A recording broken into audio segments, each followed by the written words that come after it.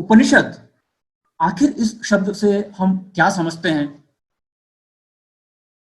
अवश्य ही और ज्यादातर अधिकांशतः हमें यह लगता है कि उपनिषद मतलब पुराने ग्रंथ, पुराने कहानियां।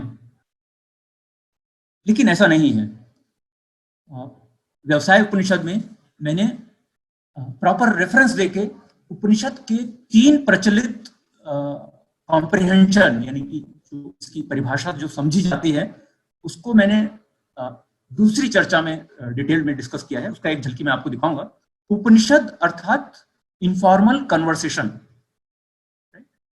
इनफॉर्मल मीनिंगफुल कन्वर्सेशन, अनौपचारिक अर्थपूर्ण आत्मीय बातचीत।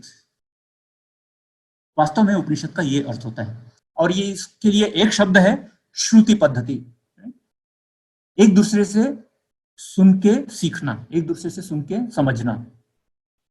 और इस बात को अच्छी तरह स्थापित करने के लिए मैंने उपनिषद के 16 क्वालिटीज, 16 गुण बताए हैं। उसमें से कुछ यहां पर आपके स्क्रीन में इस समय चर्चा, जहां अनुभवी एवं व्यावहारिक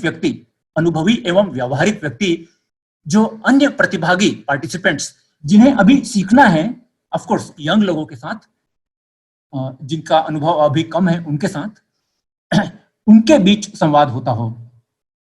एक छोटे समूह में बैठकर घनिष्ठ चर्चा करना, ऐसी चर्चाएं जिसमें आत्मीयता हो, चर्चा जो अनौपचारिक होते हुए भी अनौपचारिक हो, यानी जहां पर इंटीमेसी हो और इनफॉर्मेलिटी हो। चर्चा ऐसे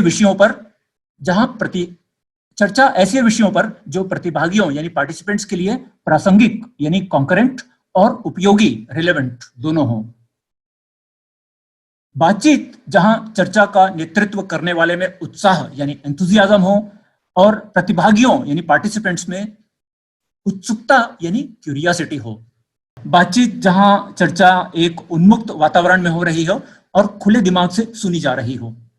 यहां पर आपको 7 दिखाई दे रहा है स्क्रीन पे। ऐसे 16 क्वालिटीज मैंने उपनिषद के बताए हैं। और शायद इस क्लेरिफिकेशन के बाद उपनिषद के बारे में हम जो ये मान के चलते हैं कि उपनिषद मतलब सिर्फ पौराणिक कहानियां या पौराणिक ग्रंथ, ये एक भ्रांति शायद हमेशा के लिए दूर हो जानी चाहिए।